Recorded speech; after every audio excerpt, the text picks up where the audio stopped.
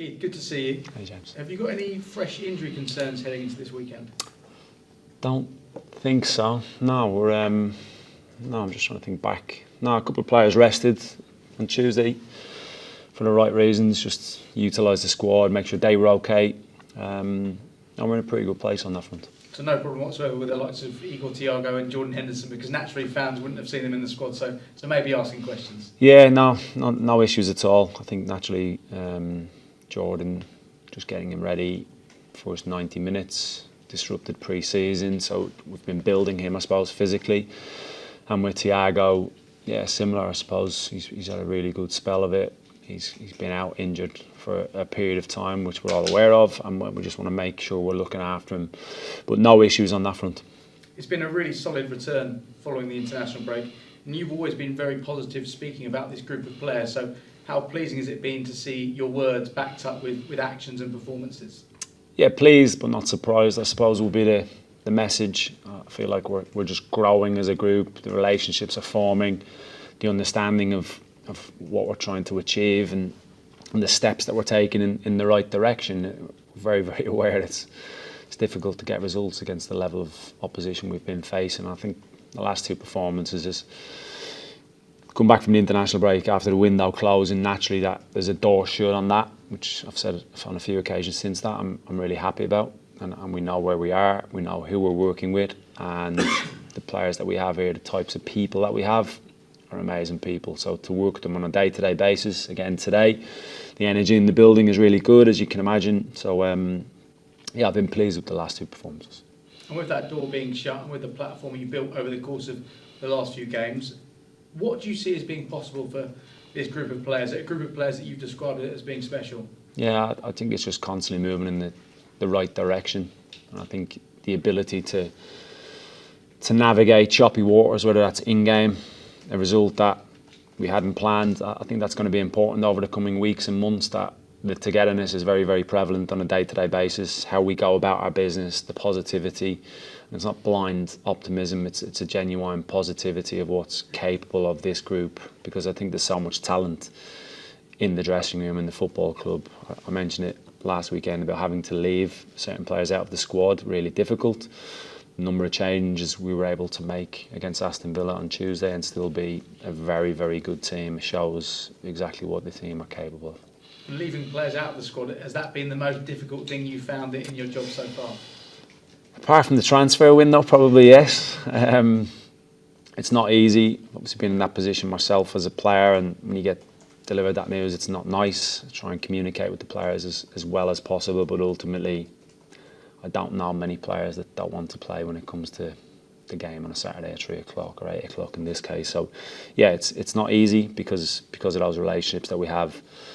It's difficult to deliver that news, but ultimately we've got a squad now that are fighting for competition. I think the players that are in possession of the shirt really know that and feel that they have to keep performances of a really high level. A lot has been made about the long throws, especially after the last few days, and the carnage that you're looking to create from them. But can you give us an insight into what happens here at the training ground and just how much work goes into those big moments that we see at the weekend? Yeah, the insight is we work on them. That's it, really. There's plans for each opposition, depending on what way they set up, and it's as simple as that, really. It's about training aspects of the game that you feel you need to get better at, things you are good at, can you improve them, and ultimately what will give you an opportunity to cause the opposition some real problems, and that's obviously been the case with this aspect of the game for quite some time. And finally for me, Jordan Henderson could make his 500th league appearance at the weekend. You'd have had an idea about what you were getting when you signed him. I wonder how has that matched up with reality? Yeah, like I said, it was a slightly disrupted pre-season in terms of getting minutes, getting up to speed. I think once we've got Jordan into that space, the Aston Villa game, league game, was a good indicator of what he's about, where he's at with his game. I think naturally there will probably be a little bit of scepticism. I think there always is when a player gets to a certain age. That was something we looked at really closely before we signed him, about physically what was he still capable of, and on that front he's in a really good place, and he's constantly building those minutes and match sharpness, and I think there's still a little bit more to come on that front, but he's been a very shrewd signing, boys. your time. Thank you. Keith, nice to see you. Hey. We're 6 games in now. I don't think I've seen you look flustered once in that time, which is pretty rare for a football manager. I guess the big question is, does it feel as easy as you're seemingly making it look? It's definitely not easy.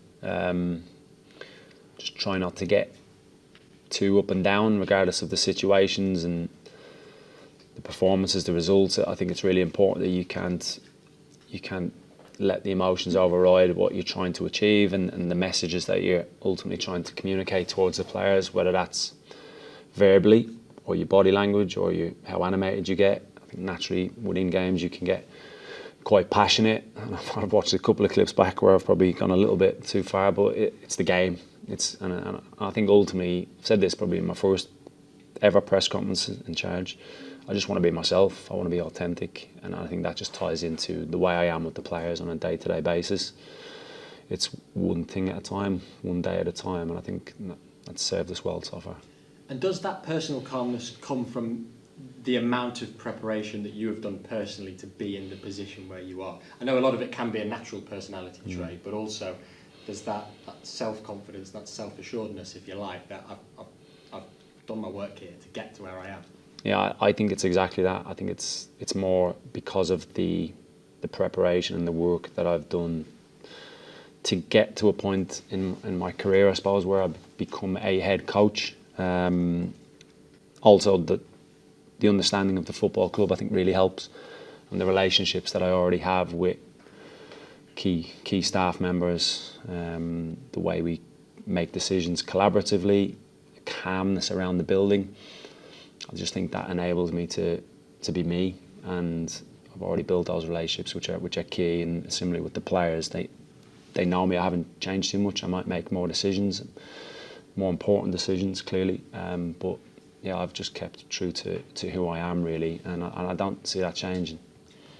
One thing you said after Tuesday's game was that you care more about the intentions of the players as opposed to the mistakes that they might make in doing those intentions.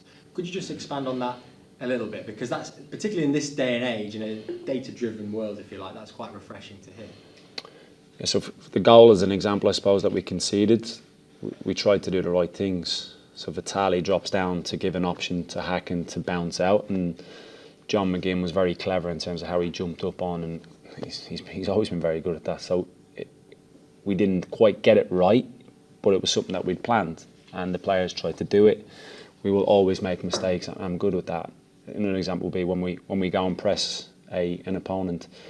If we're going to go and press and we're going to do it right, we need to go all the way and we need to go all in. Pressing for me is an art in terms of it's got to come from deep within. You've got to go and really want to do it. So for me, if the intentions are to go and do that, you do it properly. At times it won't be absolutely perfect, but again, it goes back to the intentions, and it starts from when they walk in the building, the way they interact with people. I think it's such a refreshing environment that we have here. It's not the norm, the way they approach training sessions and meetings every day, with the intention to get better, really, individually, and ultimately that what serves as well as collectively we hopefully get better and go in a certain direction that will make us a more effective team. That's twice in the past 2 games that your side have come back to get a result. How much of a big word is resilience in these doors? How important is having resilience going forward? Very important. You have to have it as an individual, I think, to achieve things in life, to achieve things in this industry is difficult. For the players to get to the position that they're in their respective careers, they've had to show that. Things don't get handed to you. And naturally, in the footballing season, there's going to be ups and downs. So it's important that you're able to react in that way where you've gone a goal down. How do you react to that? You go back to what you know, what we've planned, and ultimately that team spirit that I think we have in absolute abundance. As for Fulham, a couple of draws and a win for them so far. What have you made of them in what you've seen? They're a good side, clearly. A very experienced manager, very detail-orientated manager. How he prepares his team, can make some tweaks depending on the opposition. Chelsea game been a prime example of that, when he went to a back 5 with Castagna jumping from right wing back inside or outside. So yeah, it's going to be a good test for us, and I like where we're at as a group going into this game. Local derby means a lot to us, means a lot to the fans. That's never been lost on the local derbies. I think they're a really important part of the footballing calendar, and for us this is a big one. Yeah, you said that means a lot to the fans. You probably don't need me to remind you that Fulham did the double over Brentford last season. Does revenge or does avenging those results come into it in any way, shape or form? I was obviously part of it last year, so I felt and shared that disappointment and frustration with the goals and the late goals. So again, something we're aware of, but it doesn't change too much the approach. Certainly from me, it's a case of just approaching this game, planning it, feeding the players with the right level of information and detail about how we're going to go about it, and ultimately trying to come up with a plan and a collaborative approach from all to try and get the result that we want, which is a win for players, fans and everybody involved. And just finally from me, Saturday night, 8 p.m. kick-off under the Craven Cottage lights. That will only add to the atmosphere, won't it? Yeah, I think so. I know it's not a popular kick-off time for fans, certainly when logistics get involved, when they have to try and get back from far away games, but I think this one sits quite well geographically for a lot of the fans, doesn't it? So really, really looking forward to it, and I think you're right, the lights just add an element to it. Thank you. Thank you, cheers. Anything from Jack? Thank you. Hey Jack, you all right? You've had kind of alluded to earlier great success with long throw-ins this season, and Fulham haven't conceded yet from open play. So this week, are you really focusing on your kind of slightly more niche set pieces to try and catch them out? Just always looking for an advantage where you can see a potential weakness around the opposition. I think it's the natural plan of the week, I suppose. It's a big part of what we do, clearly, and that won't change. We've worked on some things today, again tomorrow, the tight turnaround between the midweek game against Villa. So, yeah, listen, we're pretty confident in terms of what we can achieve on that front, and that will certainly be the plan going into Saturday. And big derby game at the weekend, but you also have one of the youngest squads in the Premier League, and night game away. How important is bringing in someone like Jordan Henson this season to kind of settle the group down, get everyone focused on kind of the task at hand? Yeah, I think really why a part of the reason why he was brought in, because Christian left for pastures new. It was a big part of the group, a lot of experience, knew the club inside out. Obviously the position he plays, you're trying to replace him with someone with a level of experience that will mean we don't miss Christian as much. So that is a big part of why Jordan was recruited to help on that front, because he's been there and done it clearly. So a game like that shouldn't faze Jordan. Yeah, 500. Brilliant kind of result for you on Tuesday night. Can we expect to see kind of almost a league squad and a cup squad moving forward, where you have kind of key players that will play? The goalkeeper, for example, will that always be his? He will be the keeper for the League Cup. Yeah, I don't think it's as simple as that. I certainly don't look at it. I look at the stage of the season we're at. Players are naturally, some of them with the international games, that was a little bit part in the physical side of it. Being away, long flights, coming back into a 3-game week, so there was a little bit of that involved in it, and equally just wanting to utilise the squad because they deserved it. I said going into the Villa game, I felt it was a team that would be good enough to compete against Villa and hopefully win the game, and that certainly proved the case, because I'm genuine in what I say around the squad. I think there's serious competition for places all over the pitch, and that's where you really want it as a head coach. And Reece Nelson, he was at Fulham last season. He's here now, so has he been helpful at all in the kind of build up to Saturday's game? You might have alluded to one or two things that might have helped, but I'm sure Marco's pretty aware of that. So, yeah, like I said, I think Marco tweaks things according to what he sees, and we were a slightly different team, obviously, last year, different personnel, so it shifts things ever so slightly. And last one for me, having watched kind of previous clubs like last year, Palace went all the way in the Cup, you've just got a huge scalp against Villa midweek. How realistically, and what's the feeling in the squad of putting a special cup run together? Yeah, I think the players are feeling it, really feeling it. You see the scenes after the game the other night.